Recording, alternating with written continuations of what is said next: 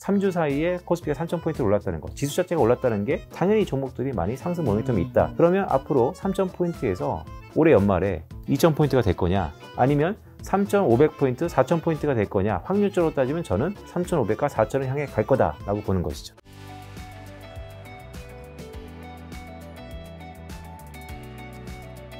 자, 위원님께서 이제 일부에서 안보자산, 선점하면 생존한다라는 측면에서 2030년 미래를 선점할 안보자산으로 첫 번째 AI 반도체, 로봇, 양자 컴퓨터, 거기서도 이제 미국에서 유망한 회사와 한국의 유망한 회사는 이제 좀 색깔을 좀 다르게 음영 표시를 해주셨고, 두 번째 국방력 강화가 중요하다면서 항공우주와 방산 조선에서 이렇게 섹터와 이제 종목까지 좀 언급이 되어 있고, 세 번째 기축통화 유지 전략에서 이제 이런 종목들도 언급이 되어 있는데, 좀 세부적으로 질문을 드려보면 생산성 제고 측면에서 미국이 그러면 제조업 부문을 위해서 생산성 제고에 집중할 것이라 이제 전망을 하신 건데, 왜 그 중에서 AI, 로봇, 양자 컴퓨터인 건가요? 뭐 다른 것도 있을 수 있잖아요. 맞아요. 그런데 제조업이 생산성을 높이려면 비용 대비 편이거든요. 그러면 비용 중에 가장 큰 건 인건비예요. 그런데 네. 인건비는 사실 우상향하거든요. 물가 상승률만큼. 디플레이션 국면이 아니라고 한다면 2%냐 1%냐의 싸움이지, 인건비는 계속해서 오르는 것입니다. 또한 반대국변에 있는 중국과 경쟁을 하고 있잖아요. 여전히 네. 중국도 인건비가 많이 올라가긴 했지만 그래도 미국에 비해서 임금이 낮은 중국을 따라잡을 수는 없어요. 결국 이 노동력에 관련돼서는 힘들다. 그렇다면 경제로 따지면 이제 콥다글라스의 생산함수에서 기술의 변화가 생산성을 높인다는 이 근본적인 원리를 차원한 건데, 그리고 수많은 기술들이 있을 것이다. 네. 근데 그 중에서도 미국이 주창하는 첨단 제조업으로 가는 길목에는 AI, 역시 AI 속에서는 반도체를 뺄 수 없겠죠. 로봇, 사람이 하는 것보다 로봇이 하는 게 훨씬 더 효율성 있고 임금층이 좋고, 양자 컴퓨팅, 이거는 완전히 미래의 기술이지만 결국 컴퓨팅이 양자로 되면서 훨씬 더 계산과 속도가 빨라진다. 즉 시간을 단축시킬 수 있다라는 측면에서 대부분 효율성을 제고시킬 수 있다라고 보는 겁니다. 그럼 말씀하신 대로 AI가 미국의 제조업 생산성을 단기간에 획기적으로 높일 수 있을까요? 근데 저는 개인적으로 챗GPT 많이 쓰세요? 씁니다. 저는 챗GPT랑 제미나이 쓰고 있습니다. 맞습니다. 챗GPT, 제미나이 다 쓰죠. 코파일럿부터 시작해서 등등. 네. 자, 한 사람이 물론 저를 도와주는 유능한 연구원들이 있지만 예전에는 3명 쓸 거를 이제 1명 씁니다. 지금 쓰고 계신가요? 그럼요. 효과가 많이 좋다는 거 느껴지시나요? 결과물입니다. 어... 오늘의 자료의 결과물입니다. 이걸 만드는데 굉장한 도움을 받으셨나요? 네, 조금 받았습니다. 네, 그래서 많이 받았고요. 왜냐면, 그러니까 이제 챗GPT는 질문을 어떻게 하느냐, 또 내가 했던 많은 데이터들을 검증하는 데 상당히 일가견이 있고요. 과거 같으면 시간 측면에서 시간을 줄이는 것도 효율성의 증진이잖아요. 예전 같으면 3, 4시간 걸릴 것을 많이 해봤던 것을 챗GPT와 코파일럿을 통해서 단축시킬 수 있다는 것에 효율성의 제고가 분명히 있다라는 말씀을 드립니다. 자, 근데 여기서 SK하이닉스랑 네이버, 레인보우 로보틱스가 미래를 선점한 안보자산 생산성 제고 파트에서 유망하다고 말씀해 주셨는데, 네. 지금 SK하이닉스 주가 이미 굉장히 많이 올랐단 말이죠. 네. 그 다음에 이제 네이버 주가 대선 이후에 굉장히 좀 많이 급등을 했습니다. 레인보우 로보틱스는 그나마 조금, 레인보우 로보틱스 올랐죠. 네. 좀 뭔가 부담스러운 부분도 있어요. 네. 앞으로도 괜찮은 건가요? 앞으로 괜찮습니다. 왜냐하면 물론 시세를 분출하는 데 있어서 주가라는 것은 미래에 대한 불확실성을 현재로 가져오면서 할인율을 해서 주가를 만드는 거기 때문에 기대감이 먼저 많이 반영되어 있는 거냐, 아니면 기대감이 덜 반영되어 있는 거냐, 밸류에이션 측면인데요. 근데 결국 가장 중요한 것은 돈을 버냐예요. 기업이 돈을 벌 수 있느냐. 그러면 돈을 벌려면 성장하는 사람이 포지셔닝 돼 있어야지 돈을 버는 거죠. 가라는 배에서 아마 열심히 해도 돈을 벌겠지만 리소스 대비 돈을 못 버는 겁니다. 맞습니다. 그런 의미에서 보면 그러면 지금 성장하는 기업이 무엇이냐? 미국이 패권을 유지하기 위해서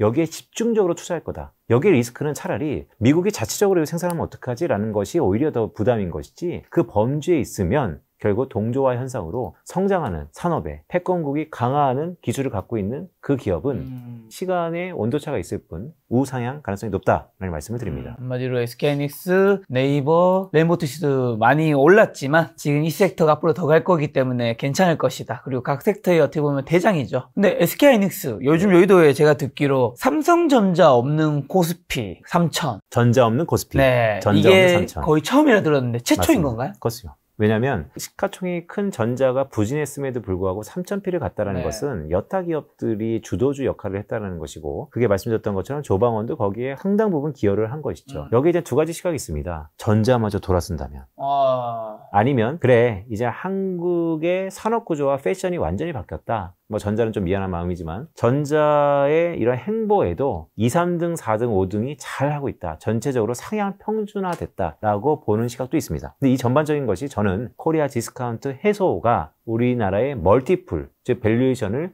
좀 더 우상향하게 곱해주고 있다라는 말씀을 드리는 것이죠. 자, 삼성전자 말씀해 주셔서 네. 지금 최근 3개월 차트를 보면 오르긴 했지만 사실은 가지신 분들 다른 종목 대비해서는 덜 올랐기 때문에 좀 섭섭해 하실 수 있는데 제가 시총이 궁금해서 봤는데 SK하이닉스가 지금 2위인데 208조예요. 삼성전자가 1인데 362조.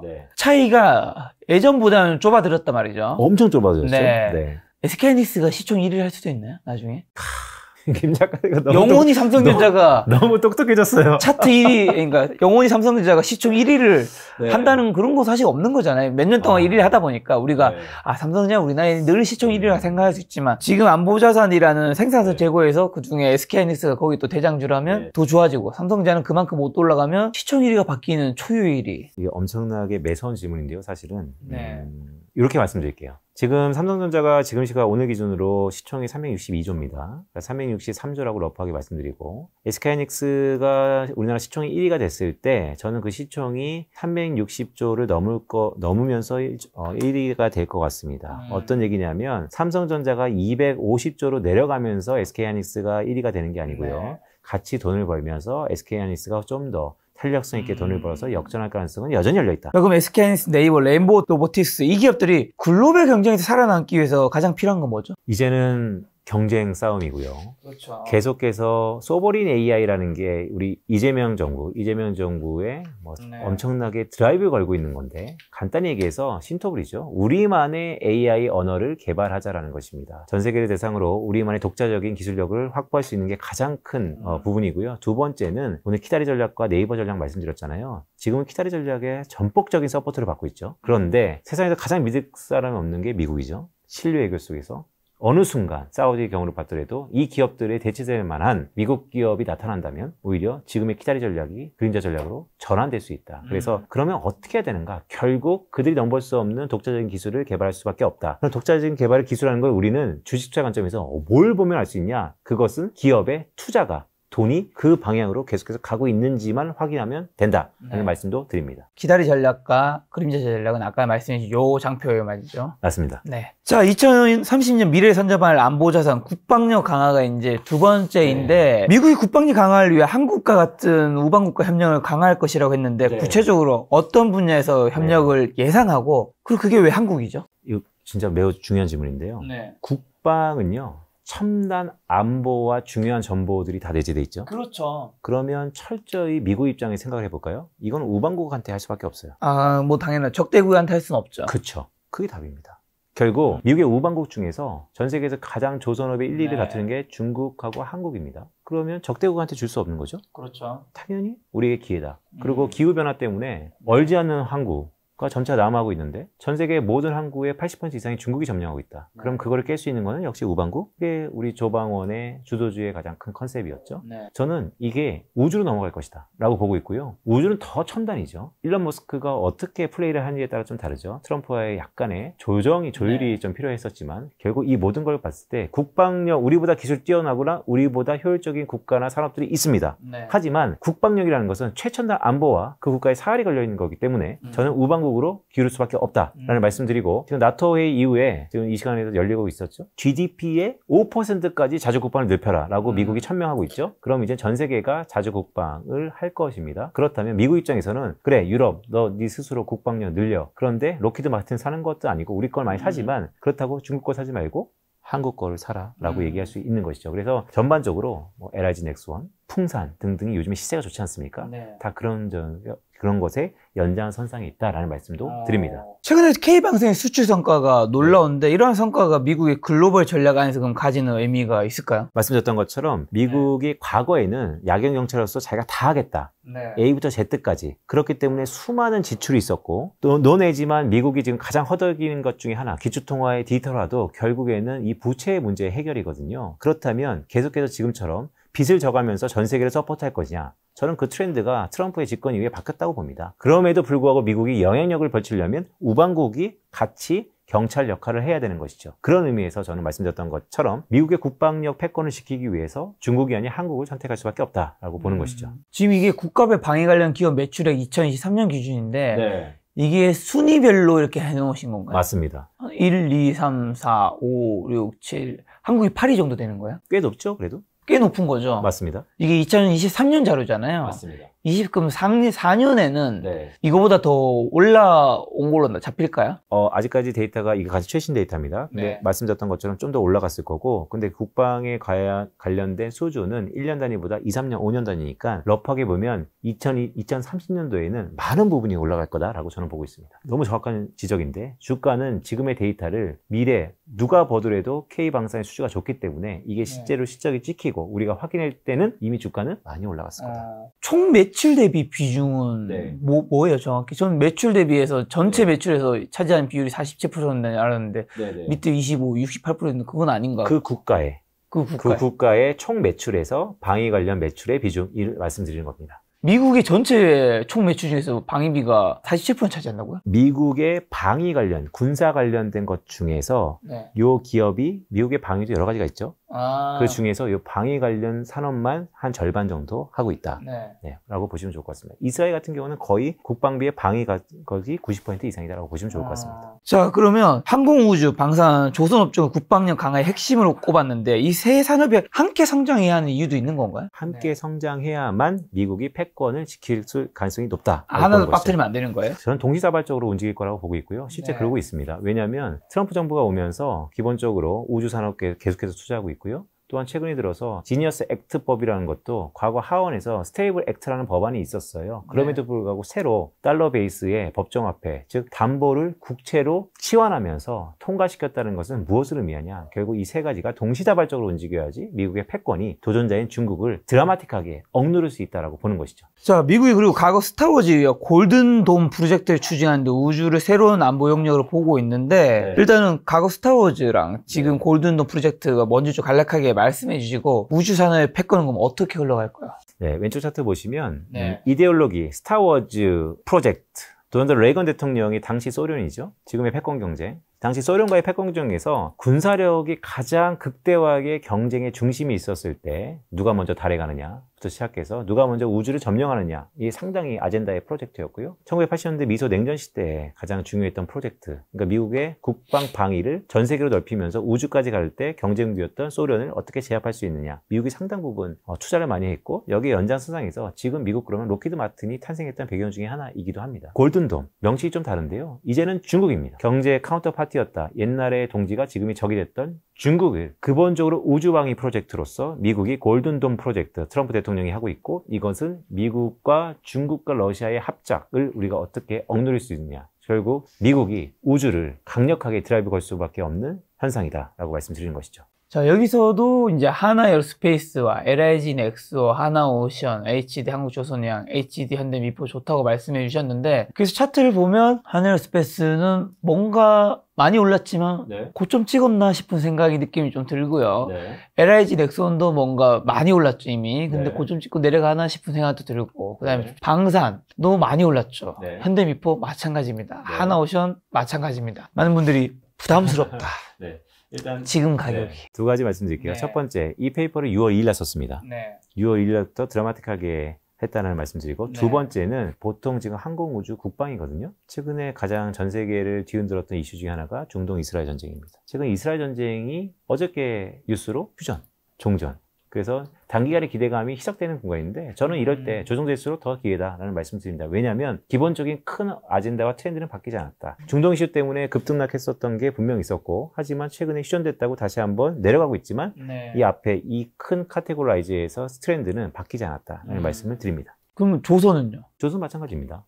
이 부동항이라는 거 계속해서 그러니까 미국이 이 조선을 갖고 있는 것도 국방력 해군하고도 연결할 수 있는 것이거든요. 물론 물동량으로도 연결할 수 있지만 그래서 결국 국방력 차원에서 미국이 조선을 계속해서 러브콜을 보낼 것이다. 실제로 트럼프가 한국한테 이거는 공식적으로 어나운스했습니다. 우리 조선 필요하다. 조선소 와서 지어주세요.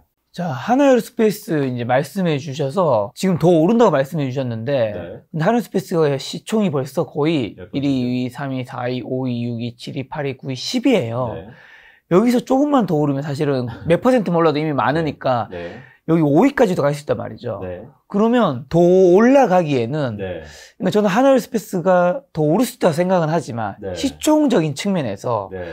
이게 더 오르기 위해서는 야 이게 시총 5위 그럼 뭐 3위까지 가는 거는 너무 다른 종목 대비 좀 부담스럽지 않나라는 생각이 드는 거죠. 근데 전혀 그렇지 않습니다. 왜냐하면 화면을 잘 보시면 네. 화면을 잘 보시면요. 우리나라는 1등, 2등 외에는 다 5등부터 10등까지는 고만고만합니다. 시총이 다 40조 내외예요. 자, 그러면 이게 한 단계 더 레벨업이 돼야 되는데 우리가 코스피 3000 시대에 뭐 마음속에서는 저희 하우스는 뭐 3800 아니면 4000 이상을 보고는 있지만 공식적으로 3000대 후반대를 보고 있단 말이죠. 지금보다 업사이드가 지수 자체가 20% 가까이 있습니다. 그렇다면 안에 종목들을 얼마나 움직일 거냐를 놓고 봤을 때 저는 지수가 우상향 트렌드가 여전히 이어진다는 측면에서 많이 40조가 무거워졌느냐? 저는 그렇게 보지 않는다라는 말씀도 드립니다. 지금 어떤 분들은 이제 지난 3년 동안 네. 뭐 최근에 뭐 1년 더 많이 올랐지만 이렇게까지 많이 올랐는데 네. 지금 더 오를 수 있는가에 대한 의문이 있는데 네. 위원님은 지금 더 간다. 맞습니다. 왜냐하면 자 기업이 돈을 버는 포지션에 있느냐가 가장 중요하고요. 오늘은 안보자산 컨셉을 갖고 왔으니까 미국이 결국에는 패권 경쟁을 이기기 위해서 많은 것들에 투자할 텐데 그중에 빼놓을 수 없는 게 국방력이고 그 국방력 중에 우리 한국한테 러브콜을 보낼 수 있는 그 부분 항공우주, 조선, 방산 이 부분들에 관련된 네. 종목들이 각광을 받을 것이다 라는 말씀도 드립니다. 그러면 이제 뭐 워낙 많이 올랐기 때문에 제가 위원님에게 좀 더 계속해서 뭐 여쭤보는 건데 그런 것들이 다 반영이 되어서 네. 차트가 지금 여기까지 네. 올라온 게 아닐까. 네.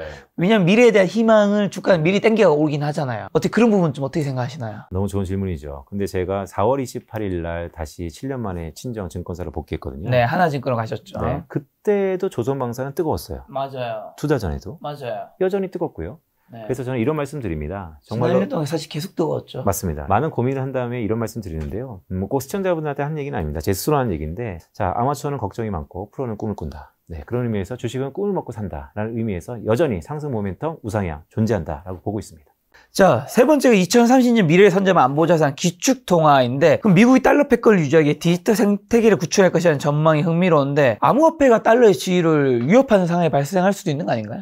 그렇죠. 우리 흔히 그러니까 이제 크립토 씬에 있는 사람들은 용어도 헷갈리는데 네. 코인이냐 암호화폐냐 등등에 따라 좀 다릅니다. 네. 근데 여기서 얘기하는 것은 최근에 트렌드라고 할 수 있는 법정 화폐를 담보로 한 코인, 즉 스테이블 코인입니다. 자, 그렇다면 달러 스테이블 코인은 결국 달러의 기축통화의 지위에 보완제 역할을 할 것이다.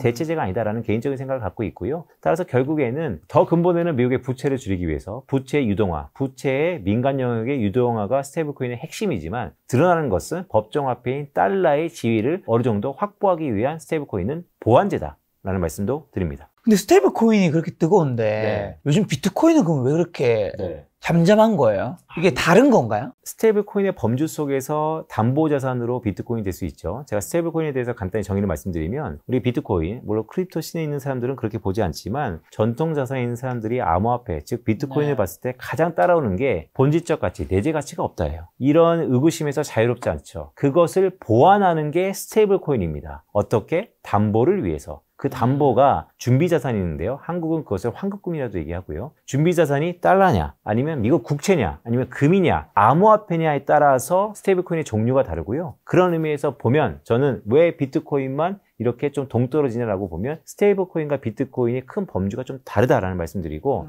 실제로 중독 리스크가 터졌는데 비트코인은 선방했었습니다. 그러니까 이제 크립토 시장 안에서의 유독 비트코인과 비트코인 이외 코인들의 디커플링도 나타나고 있는 재미있는 현상이 벌어지고 있는 것이죠. 자, 그럼 미국이 디지털 화폐 시장의 주도권을 잡기 위해서 가장 먼저 뭐 할 거로 예상하시나요? 여러 가지가 있는데요. 첫 번째 디지털 화폐. 그것도 이제 네. 스테이블 코인이 이미 테더와 서클사가 테더는 약간 중국 중심이고 USDT, USDC는 이제 미국 중심의 밸류체인이기 때문에 이제는 코인베이스도 USDC를 상당히 밀고 있죠. 실제로 서클 인터넷이 6월 5일 날 상장하자마자 지금 700% 이상의 시세를 내고 있고 코인베이스도 거의 180% 이상의 시세를 내고 있는 상황입니다. 자, 디지털 화폐 쪽에 각광을 받을 거고요. 화폐를 만들면 뭐하냐? 결국 결제할 거예요. 그럼 결제하기 위해서 뭐가 필요하냐? 인프라가 필요하고 그럼 인프라만 다냐라고 하면 결국에 동관계이기 때문에 사이버 보안 이런 것들을 기축통화 디지털 생태계에서 밸류체인을 만들 것이다. 그러니까 제가 생각하는 기축통화 유지 방법입니다. 자, 그럼 이 보고서에서는 가상자산과 연계된 국내 은행으로 KB금융과 카카오뱅크를 언급했는데 왜 두 개의 은행이고 이 은행들이 미래에 어떤 역할을 하게 될 것이라고 보시나요? 최근에 카카오페이부터 시작해서 원화의 스테이블 코인이 가장 뜨겁죠. 왜냐하면 한국은 아직까지 이 디지털 커런시의 밸류체인상에서 발행, 거래, 보관, 보안, 이 수많은 거래소도 마찬가지, 유통도 마찬가지죠. 이 수많은 스텝 중에서 지금은 발행과 거래 쪽에서 하이라이트를 받고 있어요. 초기니까. 근데 결국에는 저는 보안까지 갈 거라고 봅니다. 그런데 한국의 기업들도 많죠. 토스도 있고 코인 플러스도 있고 되게 많습니다. 하지만 다 비상장이에요. 그래서 상장단에서는 KB금융, 가장 거래소와 모종의 관계를 맺는 KB금융과 또한 플랫폼을 장착한 카카오 관련된 상장기업 뱅크가 좀 더 각광받지 않을까라고 봅니다. 결국 결제 쪽에서. 말씀하신 대로 디지털 생태계가 커지서 사이버 보안의 중요성도 한 게 커질 텐데 그러면 사이버 보안 기술 역시 미래의 안보 자산으로 볼 수 있는 건가요? 저는 그 부분이 이 디지털 커런시 쪽에서의 밸류체인상에서 시차를 갖고 되게 중요해질 거다. 왜냐하면 결국에는 금융은 신뢰거든요. 신뢰는 결국 보안입니다. 그래서 사이버 보안 쪽이 크게 태동할 수 있을 거라 보는데 애석하게도 아직까지 한국의 상장 기업들의 수혜주가 없다. 자, 근데 KB금융도 투자하려고 봤더니 지금 최근 3개월 만에 거의 2배까지는 안 되지만 1.8배. 카카오뱅크는 많이 올랐죠. 최근에. 카카오페이도 많이 올라 있어요. 최근에. 부담스럽지 않나요? 전혀 부담스럽지 않습니다. 왜냐하면 많이 올랐으니까 조정받을 수 분명히 있죠. 그리고 오늘 내일 단타 트레이닝이 아니기 때문에. 그런데 제가 모두에 말씀드렸던 것처럼 다시 한번 강조드리지만 안보 자산의 큰 얼개 속에서 포지셔닝하고 있다라가 되게 중요하고요. 사실 KB금융이나 카카오뱅크도 K밸류 1년 전부터 상당히 정책적으로 밀었었죠. 더구나 저는 상법 개정이 되고요. 많은 부분들의 거래 활성화와 유동성과 코리아 디스카운트 해소는 결국 증권업에 대한 수혜가 높아질 수 있고 그렇다면 그 금융 범주에서 상당 부분 주도주의 역할을 할 수 있을 것이라고 보고 있기 때문에 그런 여러 가지의 모멘텀을 놓고 봤을 때 여전히 KB금융과 카카오뱅크가 유효하다라고 보고 있고요. 오늘 3개월 차트만 쭉 봤기 때문에 많이 올란 듯한 모습이지만 여러분들 간과할 수 있는 게 오늘 종가가 코스피 3,100포인트입니다. 많이 올랐다는 거죠. 3주 사이에 코스피가 3,000포인트를 올랐다는 거. 지수 자체가 올랐다는 게 당연히 종목들이 많이 상승 모멘텀이 있다. 그런데 그러면 앞으로 3,000포인트에서 올해 연말에 2,000포인트가 될 거냐 아니면 3,500포인트, 4,000포인트가 될 거냐 확률적으로 따지면 저는 3,500과 4,000을 향해 갈 거다라고 보는 것이죠. 근데 지금 증권주 언급해 주셨는데 요즘 증권주가 되게 좋잖아요. 미래에셋, 삼성, 키움증권 다 차트가 좋던데 앞으로 증권주는 어떻게 보세요? 증권도 상법 개정이 되고 코리아 디스카운트가 해소가 된 다음에 증권에 대해서 다시 한번 거래에 대한 기회가 있다라면 당연히 거래 그럼 직관적으로 떨어진 거, 증권의 수수료가 많아지겠구나로 직관적으로 쉽게 연결할 수 있는 부분이다라는 말씀도 드립니다. 증권, 은행, 금융 다 좋게 보는 섹터입니다. 자, 오늘 그러면 이제 안보자산 선점하면 생존한다 요 보고서에서 첫 번째 생산성 제고 측면에서 이제 AI 로봇 양자 컴퓨터 한국 주식에서는 SK 하이닉스, 네이버, 레인보우 로보틱스를 이제 얘기해 주셨고 두 번째 이제 국방력 강화를 위한 산업에서는 항공우주와 방산과 조선 거기서 하나에어로스페이스, LIG 넥스와 하나오션, HD 한국조선해양, HD 현대미포 세 번째 기초통화 유지를 위한 산업에서는 디지털 화폐 결제 클라우드 인프라 사이버 보안에서는 KB금융과 카카오뱅크를 언급해 주셨는데 이게 마지막 결론인데 여기서는 종목들이 빠진 것들이 있고 좀 함축됐단 말이죠. 맞습니다.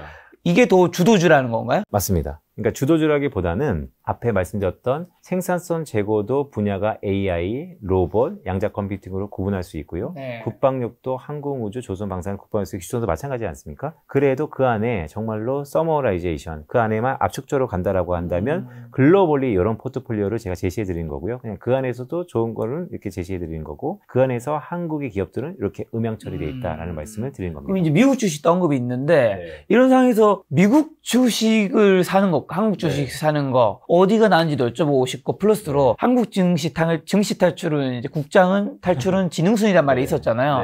근데 이걸 역으로 또 얘기하면 앞으로 어디까지 오를지 모르지만 어느 한쪽이 계속 오르는 것도 없는 거잖아요. 맞습니다. 최근 몇 개월 동안에 한국 증시가 이만큼 올랐으면 미국 증시가 좀 쉬고 있었으면 사실 또 미국 증시가 또 오를 수도 있고 한 건데 지금 이 타이밍은 어디 시장에서 우리가 좀 있어야 하는지.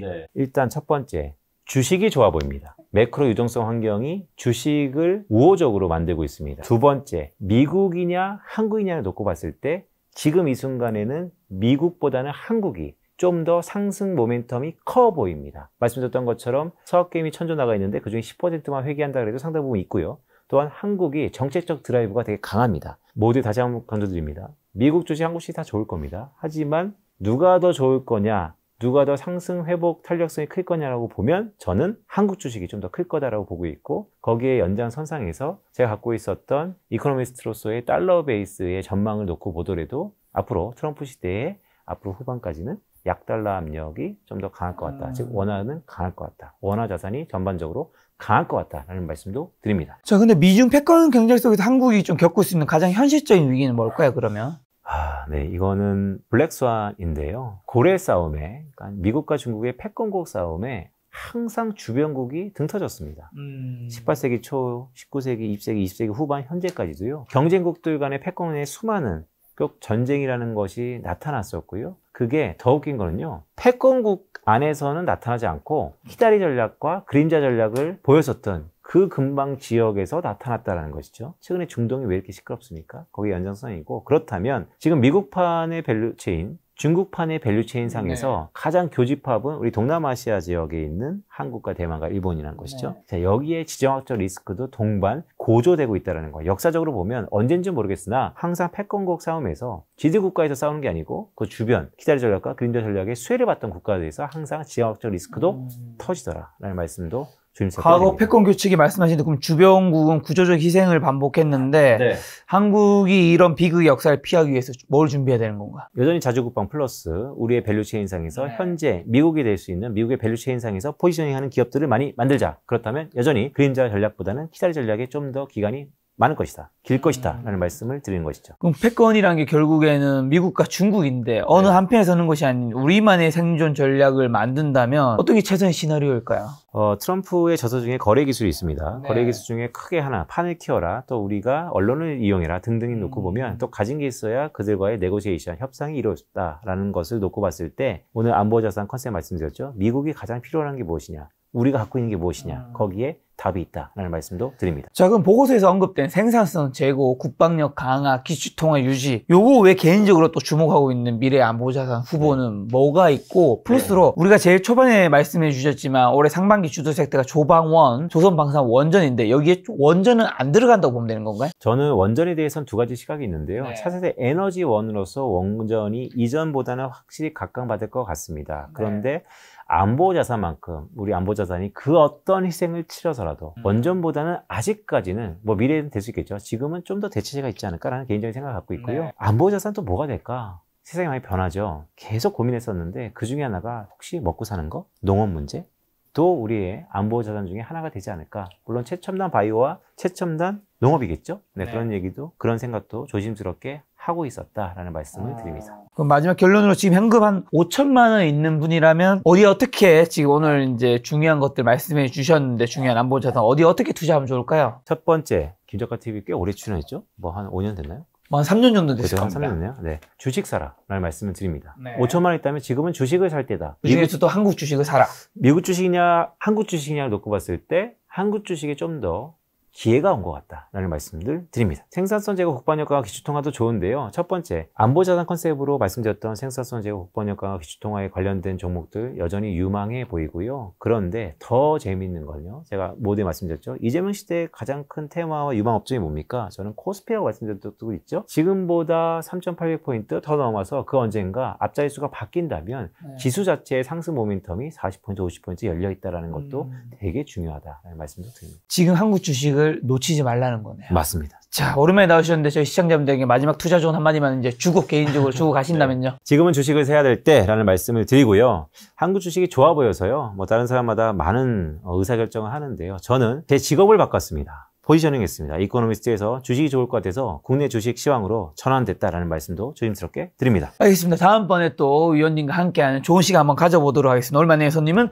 린세트 위원님이었습니다. 지금까지 소중한 시간 함께해 주셔서 정말 감사합니다. 오늘도 김 작가였습니다. 고생 많으셨습니다. 고맙습니다.